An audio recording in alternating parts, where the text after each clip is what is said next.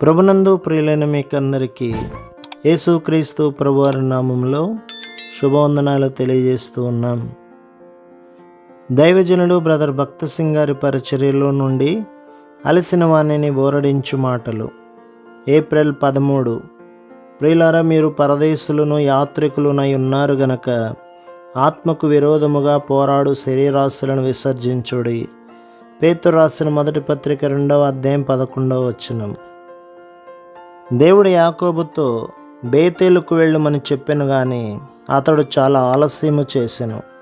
మరలా దేవుడు యాకోబుతో, నీవు లేచి బేతేలునకు వెళ్ళి అక్కడ నివసించి నీ సహోదరుడైన ఏశావు ఎదుట నుండి నువ్వు పారిపోయినప్పుడు నీకు కనబడిన దేవునికి అక్కడ బలిపీఠమును కట్టుమని చెప్పెను. ఆదికాండం 35వ అధ్యాయం 1వ వచనం. చివరికి యాకోబు దేవుడు తనను నిజముగా బేతేలునకు వెళ్ళమని చెప్పుచున్నాడని గ్రహించెను. తన కుటుంబీకుల వైపు చూచి వారు అన్య దేశస్థుల వలె వస్త్రములు ధరించుకొనుచున్నారని గమనించెను. ఈ లోక సంబంధమైన వస్త్రములు శరీర సంబంధమైన కోరికలను అతిశయమును కనపరుచుచున్నవని గ్రహించెను. చాలా తరచుగా పిల్లలు పాపపు అలవాట్లు కలిగి పాపపు స్నేహములలో పడిపోదురు. తమ యవన ప్రాయములో లోక సంబంధమైన అలవాట్లకు బానిసలగుదురు. వారు ధరించు ఈ వస్త్రములను చూచి మనము సులభముగా వివేచించవచ్చును.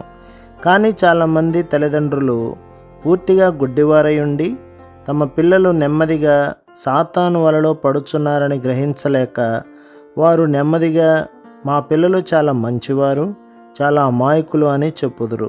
యాకోబు తన ఇంటి వారికి అన్య దేవతలను, అన్య వస్త్రములను, ఆభరణములను తీసివేయుడని ఆజ్ఞాపించెను. అతడు వాటన్నింటినీ మస్తకి వృక్షం క్రింద పాతిపెట్టెను. ఆ విధముగా యాకోబు కుటుంబములో ఆత్మీయ మేలుకొలుపు, ఉజ్జీవము కలిగినది. దాని తర్వాత యాకోబు తన వారు ప్రయాణము కొనసాగించిరి. దేవుని భయము వారి చుట్టూనున్న పట్టణముల మీద నుండెను.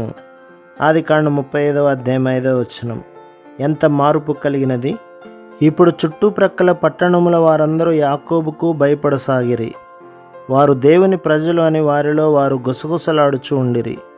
అంతకు మునుపు తన శత్రువులను శాంతపరచుటకు యాకోబు వణుకుచు అనేక ప్రణాళికలను వేయుచుండెడివాడు. ఇప్పుడు అట్లు లేడు. ప్రజలు యాకోబును సమీపించుటకు వణకసాగిరి. వారికి దేవుని భయము కలిగెను. యాకోబు కుటుంబంలో ఈ ఉద్యమం వచ్చిన తర్వాత దేవుడు మరలా యాకోబునకు ప్రత్యక్షమై అతనిని ఆశీర్వదించెను. ఆదికాండం 35వ అధ్యాయం 10 నుండి 12వ వచనం. దేవునికి సంపూర్ణముగా లోబడుము. దయచేసి దేవునికి సంపూర్ణంగా లోబడుము. దేవుని ఇల్లైన బేతేలునకు వచ్చుటకు ఆపివేయకము.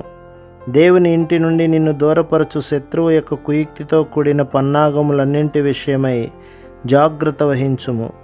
దేవుని ఇంటి యొక్క ఆశీర్వాదము క్రింద, భద్రత కింద నిన్నుంచవలనని దేవుడు కోరుచున్నాడు.